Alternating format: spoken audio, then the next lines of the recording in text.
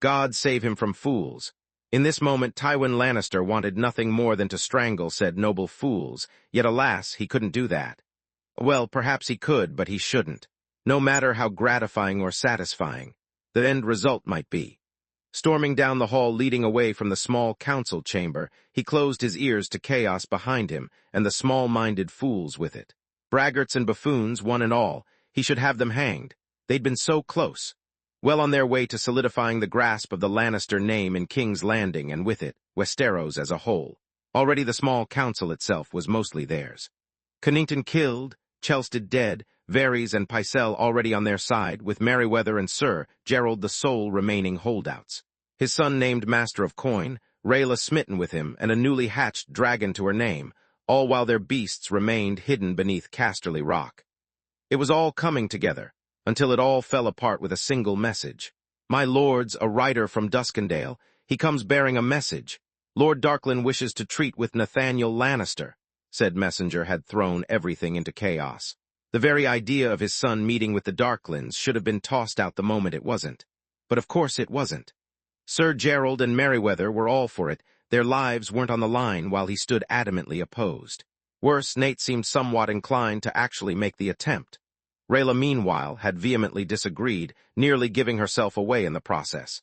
In the end, no one had been able to agree on anything. He declared the meeting done, sent everyone to their chambers, then stormed out himself. What in the seven hells were the Darklyns up to now? For once he didn't know.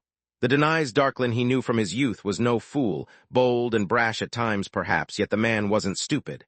Ambitious, yes, but not stupid. Which was precisely why his actions of late made so little sense. Seizing Aerys had been a singular act of monumental stupidity on his part. One that would likely lead to the end of Duskendale and the Darklyn line alike. Come to think of it, didn't the Darklyns possess an ancestral Valyrian steel sword of their own? Sunset, he believed the name was. Fitting, given they were facing the sunset of their house. The defiance of Duskendale, some were already calling it. He'd recently caught a bard singing such in the halls with some rather disparaging lines to the sanity and virility of the Targaryens besides. Aerys would have plucked out his tongue. Tywin had the man whipped for his foolishness, gave him some coin for his bravery, and sent him to the Spider. Varys would make good use of him in the future, and moreover, now the eunuch would owe him a debt. It was the smart thing to do. If only the rest of this bloody world ran on logic. Honestly, if he were to kidnap the king, he wouldn't be nearly so idiotic about it. One could not simply manhandle a monarch as Darklyn did without crushing consequences. Taking Aerys would cripple King's Landing for a time, yes, but it would also embolden Rhaegar to make his move and stake his claim as heir. Once entrenched, the son would be far more difficult to remove than his foolish father, due in no small part to the small folks' love of him. Better to keep his mad and ailing father on the Iron Throne a while longer, knowing he would make mistakes and unwittingly weaken the Targaryen name in his stupidity. But in the same vein, they couldn't afford to have Aerys on the throne much longer, because the man might actually attack them at this rate. Perhaps he'd do them all a favor and say Rhaegar was a bastard. Unlikely, but a man could dream. No, his was a delicate balance to walk, a line between loyalty and sanity. Carefully towing said line, dancing on a dagger's edge, making sure never to fall one way or the other. Truth be told, he was growing weary of this damnable dance. Every moment spent here reminded him why he'd forsaken the capital in the first place. All the power in the world simply hadn't been worth tolerating the madness and sheer stupidity of Aerys and Rhaegar. Really, the only sane thing to do was kill father and son both, then wed Rhaella to Nathaniel. For the safety and security of the realm, of course, no matter what some might say. And if the family name just so happened to benefit from this, well, so be it. A happy coincidence. He knew he was making excuses. A decision had to be made, and soon, before Gerald and Merryweather tried to wrest the small council out from under him. The Darklyns had overreached themselves. He might be the only one to see it, but they had. This was a trap. They will not have my son. I will not allow it. I refuse. Truth be told, a small part of him was tempted to let Nathaniel at them, but that would inevitably end with Aerys being freed. And so they circled back to the matter at hand. The father, or the son. They needed to get that siege up, and soon. He passed Sandor in the hall, headed the other way on some errand or another, and gestured to him with a curt nod. Clegg in with me? The hound pivoted and followed him with nary a grunt. Good man, Clegane, not nearly so dour since his face was healed, but all the more loyal for it. Trustworthy too, unlike his brute of a brother. He could count on him to follow orders and speak his mind when needed. He wasn't an idiot. There was a keen mind lurking under that heavy brow of his. They walked together in stoic silence for some time, him ahead and Clegane behind, before the latter finally spoke. Seems to me the Darklands' days are done. Tywin clasped both hands behind his back and kept walking. They are. We'll be killing them all then, he scoffed. Of that much you can be certain. There at least was one certainty he could cling to. One way or another, Denai's Darkland would die. Be it in a siege, a torture's table, or perhaps even a duel, the man's fate and that of his house was already sealed. If they continued this foolish resistance, there would be no survivors. The rest of the realm already knew it, and he suspected some members of House Darkland were beginning to as well. Why else send out a rider? Good, Clegane grunted. Been getting rusty these last few years. Need to keep the sword sharp. Tywin kept his gaze and his focus fixed firmly forward. You'll have your fill, Clegane, I can promise you that. A thought occurred to him, more of a whim really, and for once he acted on it. When the time comes, secure sunset. House Lannister could use another Valyrian steel blade. Thinking ahead, are we? The siege isn't even up yet. Here at last, Tywin paused to look back at his sword. Have you ever known me to lose a war, Clegane? Wasn't what I meant, the man muttered, glancing away. Just saying it's best not to count your chickens before they hatch. He could see the wisdom in that, though he was to admit it. Your boy's a butcher, Clegane continued, mistaking his silence for acceptance. He'll deal with them one way or another. Tywin heaved a world-weary sigh and began walking again, forcing the hound to follow. That's what concerns me. Nate was good at winning allies to their cause, but enemies. He only ever dealt with their enemies one way. Euron Greyjoy had been the exception, not the rule. If they loosed Nathaniel amongst the Darklands under the pretense of peace talks, he had no doubt what would happen. A hellish bloodbath. In short order they cleared the hallways and reached the throne room. For once it was devoid of life, nary a soul to be seen. No, wait, he told a lie. Noise on his flank drew Tywin's eye, then his ire. Ah, there you are, a jovial voice cried out, clamoring for his attention. I was just about to send out a search party. Prince Rhaegar was sitting upon the Iron Throne, lounging in as though it were already his. God save him from fools. The hound scoffed and muttered a curse beneath his breath while he could, before they drew within earshot of the pompous prince. Tywin had no such luxury side and forced a smile to his face, hiding his scowl in the shadows of his heart as they approached the throne. Your Grace, Rhaegar beamed back at him, looked down on him, wholly at his ease. How fares my small counsel? It is not yours, pompous child. You have done nothing to earn it. He mustn't say that aloud, of course. He'd already come from a contentious council meeting and had no desire for another, least of all from this fool. Perhaps it was droll of him, rude even, but he made his opening gambit before this Targaryen twit could. I understand you struck my son. Rhaegar bristled with shame, his smile fading somewhat but didn't deny it. I did. Tywin kept his hands clasped behind his back and tilted his head a fraction of an inch to the right. May I ask why? Rhaegar slunk into the Iron Throne, idly picking at his fingernails. He humiliated me. Of that he had no doubt. Nathaniel was not a man of half measures, that said. You requested the duel, did you not? The prince's face reddened with shame, and he twisted the proverbial blade a tad more. Furthermore, you attacked him with his back turned. That will tarnish your reputation. Rhaegar winced anew. That was not my intent at the time. Of course not, because he never thought things through. Nathaniel had done well to lay him low in such a matter and inform him after the fact. Whispers would creep back to the people of King's Landing. In time, they would come to realize their perfect prince wasn't so perfect after all. Already his royal reputation had begun to founder, and he scarcely realized it. But if it was a war of words he wanted, so be it. Then it is well that you learned this lesson with blunted blades rather than live steel. Rhaegar seethed like the child he was at heart. Tywin imagined drawing his dagger and ramming it through that heart. Watching him die would bring him more relief than 1,000 dying dragons. He let the moment pass. What is the decision on the Darklands, then? Rhaegar changed tact suddenly, surprising him. Will we take the fight to them or negotiate? Insolent pup. Tywin's jaw tightened. You needn't concern yourself with such things. I have the matter well in hand. The prince pressed his advantage. Can I not be counseled on such things? No, my prince, you cannot, because you are a craven and a fool. With that, the last thin thread of Tywin's patience snapped. In all fairness, he wasn't sure when he began moving, only that he did. Between one blink and another, he found himself striding up the steps to the Iron Throne, taking them slowly, one at a time, until he stood towering over the prince where he sat.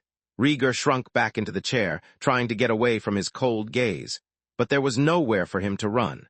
Nor could he forsake the throne and stand himself without looking like a fool. "You are being counseled at this very moment," Tywin intoned. "Perhaps you should take heed." Rhaegar rumbled something that sounded like a whimper deep within his throat. Then, before he could get the last word in, Tywin looked to the hound, catching Clegane's eye over his shoulder. "Clegane, the prince is tired." Rhaegar bristled, somewhat put out, but unable to muster true fury in the face of his glare as the hound climbed the steps to stand beside him. "I'm not tired. Yes, you are." Tywin laid a firm hand on his shoulder and tried for a reassuring expression. "You clearly overexerted yourself during your duel. You need rest. Sharpen your sword and prepare yourself. We will need you in the coming days." The prince faltered and stood, looking away as he let Clegane guide him down the steps. Yes, of course, you're right, I should rest. Perhaps I'll pay a visit to Mother." Tywin granted him a grim nod, allowing him to leave. "I am sure she would be glad of your company, your grace." A lie, of course. If he had it his way, Rhaegar would soon die in the battles to come. The realm would mourn him, of course, but accidents happened. Such a pity. Long live the king. Naruto didn't consider himself much of a schemer. There it was, the bitter truth out in the open, laid bare for all to see. Yes, he could make proper plans when pressed, even good ones in a pinch, yet his true talents lay elsewhere these days. Mostly in the realm of talking, fucking, and killing. He'd grown rather adept at that last one, hadn't he? Frightfully so. Sometimes he could have sworn he saw the blood dripping on his hands out the corner of his eyes, still stained scarlet, despite them being long clean. A small price to pay. If that was to be his sin, his curse, then so be it. Such was his burden to bear. There was no use denying his deeds, nor did he. He'd become a cruel composer in the ancient art of murder, some would say. A symphony of death and destruction, a maestro of mayhem, that was him. Where he walked, death followed. The Greyjoys would certainly agree, if their bloated bodies could speak. So many screams, so many lives, so many drowned. And he would kill a great many more in the days to come. It didn't bother him. Not after his talk with Tywin. He knew it should, but it didn't. Death was something to be mourned, certainly, but he'd gradually grown numb to it. How the old him would have wept to see him now. But now. Now he felt his mind begin to wander, as he meandered away from the small council chamber. He'd long since closed both his ears and heart to the clamor he'd left behind there. Tywin father had the right of it, storming out before him like he did. Simpering fools, the lot of them. It was so very easy to crush one's enemies rather than talk them down and around, wasn't it? Almost disturbingly so. Honestly, he wouldn't have tried to supplant Aerys and Rhaegar at all if Rhaella wasn't involved. Were it not for her, he might have simply culled the Targaryens as Tywin first suggested and been done with it. Let the nobles sort themselves out, you know. But he was the one to write to her, he was the one to initiate first contact, and he was the one to fall in love with that wonderful woman in the first place. Wife, he reminded himself, risking a rueful glance at his ring finger and the glistening gem therein. They might not be married by the convoluted laws of Westeros piss on that, as a certain Baratheon would say, but by all the rules of the elemental nations, they most assuredly were wed. Hell's shinobi weddings technically didn't require a priest during wartime, which they most assuredly were. The thought brought a bit of a spring back to his step as he traversed the corridors, and while he didn't shout, the walls had ears after all. He allowed himself a moment of rare vindictive glee as he basked in the afterglow of his triumph. "I have a wife, get cuckolded, Aerys. She's mine now, I ain't giving her back." Elia, Lyanna, and Cersei most definitely. Cersei might certainly have something to say about that once he got back, as would Nymeria, but he'd made his choice. Try as he might, he couldn't let the queen go just as she couldn't him. The dice was cast, his decision made, his destiny set in stone. Not by fate or some higher power, but his own hand. Nor could he afford to slow down. Couldn't stop yet, wouldn't. He had miles to go and promises to keep. Gods, but there was much to do and so little time in which to do it. If there was one thing he missed about his last life, one simple little thing, it would be the naivete. How simple everything was, or seemed at least. He knew better now. At a glance, the hidden leaf village might have seemed peaceful on the surface, and perhaps it was for some, but there had been scheming in the shadows he'd failed to notice, things he'd later turned a blind eye to. When you lived in the light, it was so very difficult to see the shadows. And to think he'd once wanted to be Hawkeye. The very name meant fire shadow, almost made him laugh. No, wait, it actually did. For all their precious pomp and prestige, Westeros simply couldn't hold a candle to the hidden villages and their backstabbing, to say nothing of their 4 great shinobi wars. There was a reason it had been so difficult to get make the 5 great villages work together against Abaito and Madara by the end. No one trusted each other. Shinobi were a paranoid bunch. Rightfully so. When you had folks that could move at light speed, summon monsters, sling jutsu that annihilated you at the cellular level, strangle you with shadows, or ensnare your mind just by looking you in the eye. Paranoia wasn't just a necessity, but a guarantee. So no, Westeros, for all its magic, had nothing on his people.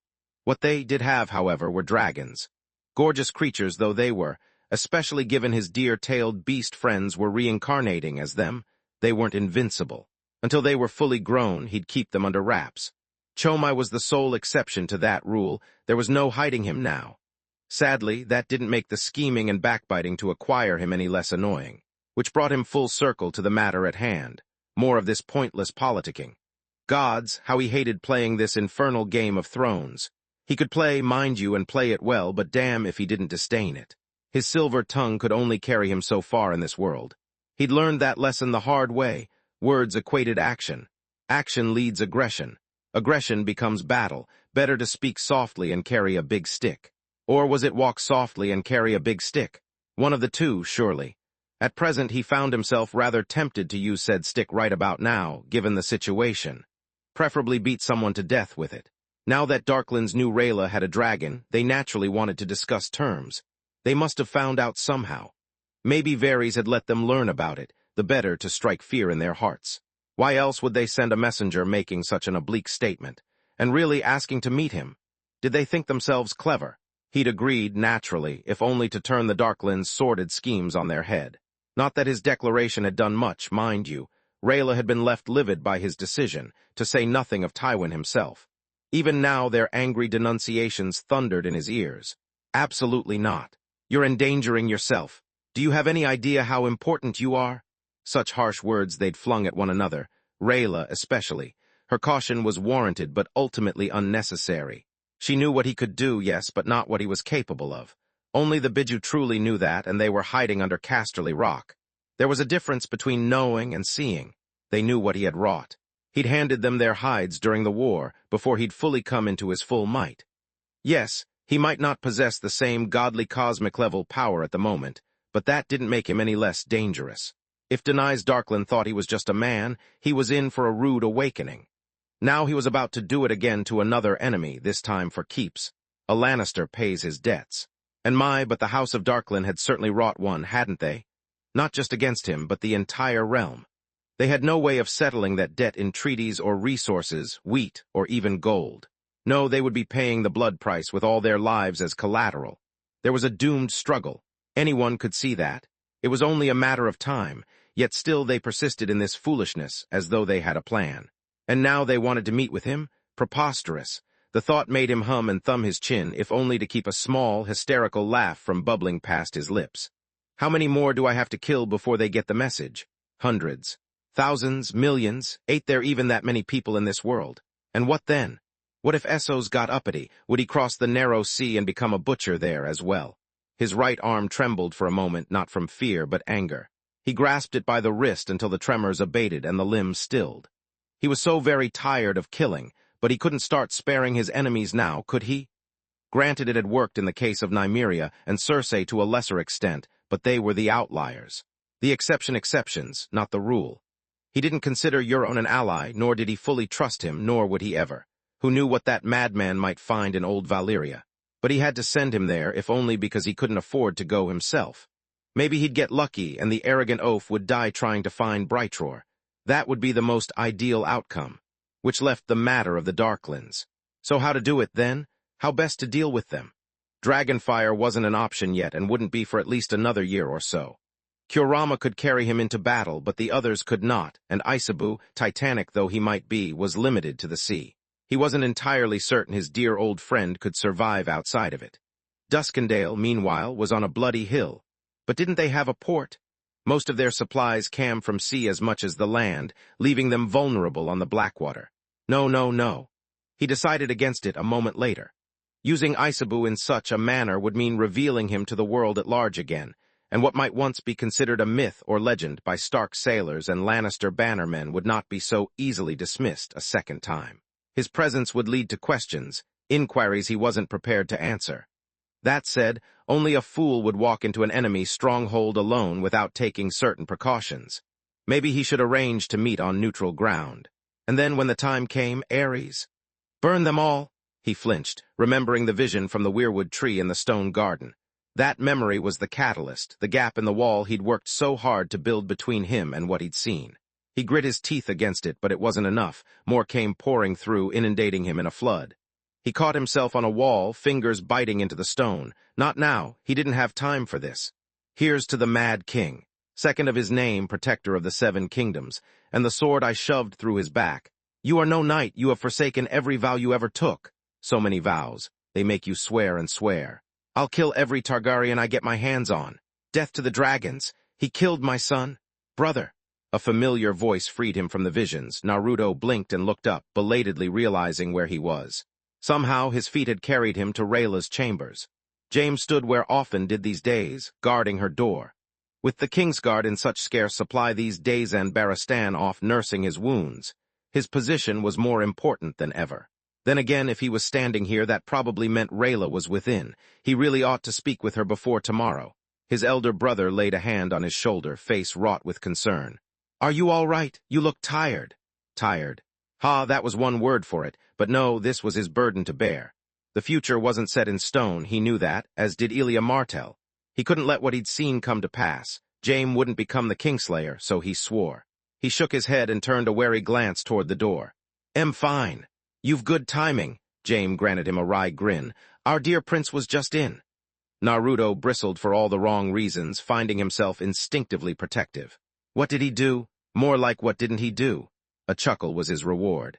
He came storming over with a huff. I expect he wished to be comforted after father gave him a tongue lashing. That or see his mother's dragon. His grin grew yet another inch as he looked on. He certainly succeeded in the latter, at least. Chomai bit him, didn't he? James' grin proved downright contagious. Little bastard drew blood. Rieger ran for a meister. Ha, the thought lifted Naruto's spirits a bit. He turned a longing look toward the door. Is the queen? Jaime craned his neck toward the wooden frame as well. With the silencing seals still firmly affixed to the walls and ceiling, one couldn't hear a thing coming from without. But the same could not be said of those within. He'd made certain of that. It was an intentional design flaw on his choice. As such, he was certain Rayla heard him. Sure enough, he felt the floor shake against a heavy thump as someone dragged or threw something across the room. Or threw something. Jaime grimaced. She's not best pleased with you at the moment, Nate. No need to remind him. The memory burned in the back of his mind like a hot iron poker. Naruto scratched the back of his head, resisting the urge to sigh. Yeah, he'd brought that on himself by arguing with her in front of the council like that. But it was the only way. He had to do this. I've come to apologize. He pitched his voice to Carrie, knowing Rayla would hear him through the seals. Another thump shook the floor, this one more frenzied than the last. What in the 7 hells was she doing in there? Jaime quirked a brow. Have you now? It had best be a good one. She's in a proper state. As if he didn't know that already. This was a bad idea. The sun hadn't yet set. He might be seen. He dragged a hand down his face, closed his eyes, and sighed. Fuck! Jaime didn't chuckle, but he did glimpse the ghost of a smile on his brother's face. Cheeky bastard. Wait till he found himself a bride. And he would be finding him one just as soon as father found a way to get him out of that ridiculous white cloak. He'd find him the most wonderfully troublesome woman. See how he liked it. Naruto opened the door. A most unexpected sight awaited him. He blinked hard, thrice now, for good measure. Rayla awaited him as expected, as did Chomai, carefully concealed in his cage. That wasn't the problem. The queen had chosen a blue nightgown this evening. It paired nicely with her violet eyes, which even now lit up at the sight of him. A streak of joy crossing her regal visage before she could compose herself. My lion! She sprang to her feet as he closed and locked the door behind him, instantly prying his hands away to take a hold of them in both her palms, drawing him toward the bed. He glanced toward its many pillows and almost let the queen have her way with him then and there, if only because she looked so deliriously delighted to see him. Ordinarily, he would have expected wine to be involved, but there wasn't so much as a single bottle anywhere in sight. Nor did her breath smell of spirits. She was beautifully, delightfully sober. They're in like the rub, as it were. Something was amiss here, he simply couldn't say what. There was no way she would have forgotten their argument. It had been loud and vocal, they'd nearly said harsh words to one another and would have if they weren't in public. Yet despite that, she looked calm. Disconcertingly so. There was none of that cold fire he'd glimpsed during their last council meeting. He expected to find her angry, skittish at the very least, looking like an angry dragon ready to bite, or perhaps burst into tears. Yes, he sensed a faint flutter of anxiety in her chest, but nothing at all like the great lurching terror she'd felt before. Ushering him down, she bid him to sit. The second he did, she sat beside him, took a hold of his face, and thumbed his lips to hers. Her mouth lingered on his for a long, pleasant moment before her hand replaced it, subtly denying him the chance to speak at first. "You are forgiven," she declared magnanimously. "I'm sorry I raised my voice at you." "Same goes for me," he laughed as she kissed him again, taking a hold of her hands. "Hey, slow down, there's no rush. I still have to leave in the morning, you know." "No," she crooned darkly, looking at him with half-lidded eyes. "I don't think you do. In fact, I believe you'll be much too tired to do any sort of leaving for quite some time. Neither this room nor King's Landing." He quirked a brow, bemused by her declaration, but not fooled. "You're good, but you're not that good. I was still able to walk after last time, remember?" In hindsight, he really should have seen the trap she'd laid for him. Instead, he blundered right into it. One does not simply challenge a Targaryen woman. Rayla's gaze danced with triumph. "Whoever said I was alone, my lion?" With a triumphant cry, Rayla rounded away from him, squirmed out his grasp, seized the bedsheets, and tore them free. Much to his surprise, there was someone lying beneath them. Not a stitch of clothing to her name, a large wine bottle clutched between her bountiful bosom in a vain attempt to preserve some small semblance of modesty. Her pale face was flushed, pale hair done up in a singular braid, eyes averted. Because you see, Naruto found that recognized her. His eyes bulged in absolute disbelief. "Nymeria," she managed a small, shy smile for him and waved. "A girl says hello." Rayla embraced him from behind, arms coiling around his chest. "I believe this is checkmate, husband of mine." His throat went drier than Dorn. "Damn,"